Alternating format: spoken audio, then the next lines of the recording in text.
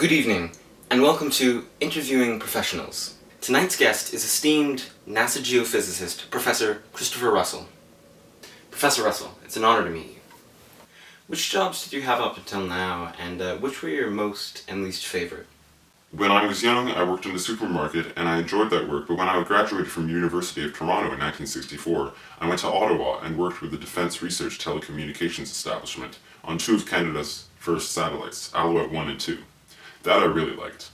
I moved to UCLA after that summer job and had some short time as a teaching assistant. This was okay, but not as much fun as research in space, so I looked around UCLA and found a group that was doing space research, and they hired me and began to work on space research in earnest. I've done that ever since. Eventually, I became a professor, and that's okay, but doing research is what pleases me most. Fortunately, there was a lot of new stuff to discover. Which courses did you take in high school to prepare for your post-secondary education?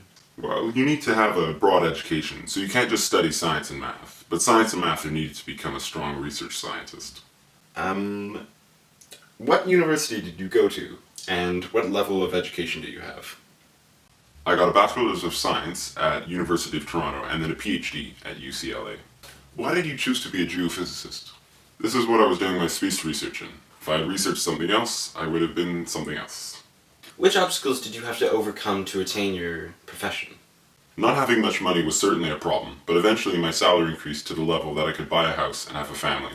Having a supportive spouse has certainly helped to overcoming anything. What are some of your passions that relate to your job? I love to discover things no one has previously known. Fortunately, I can do that fairly frequently in my line of work. Who inspired you to pursue your career, or who inspired you in general? Past, present, whatever. My mother always supported my decisions, although she maintained that she wanted me to be a plumber, so I would not have to live so far away to be employed. What are your future life/career plans? Since I work with NASA programs that take a long time to get off the ground and have several future projects in work, my future is pretty well set. Moreover, my dean doesn't want me to retire, even though I could easily do so. Describe what your PhD thesis was on, and what the process was like of getting that degree. It was on extra low frequency noise in the Earth magnetosphere. I like research and I can write well, so I think it was pretty easy to write my thesis. What is your most favorite thing about your job, and how has the level of job satisfaction changed over the years? I like discovering new things, as I said. I also travel a lot and occasionally get to go to interesting places. It is only February and I've been to London, England, Stockholm, Sweden, and Washington, D.C. already this year. At any point in pursuing your career, did your desire to pursue it ever waver? Are you kidding? What is the competition like in becoming a scientist, and how hard is it to obtain a high-ranking position? The better you are, the easier it is, but there's a lot of work to be done if you are motivated to do so.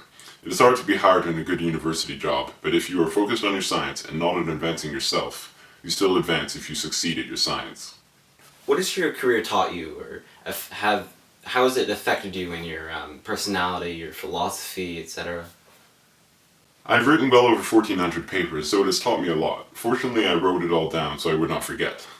I don't know if it has affected my personality because I don't know what my personality would have been like otherwise. Well, Professor, thanks for being on the show, and we hope to have you again sometime. Thank you. This has been Interviewing Professionals. Thank you.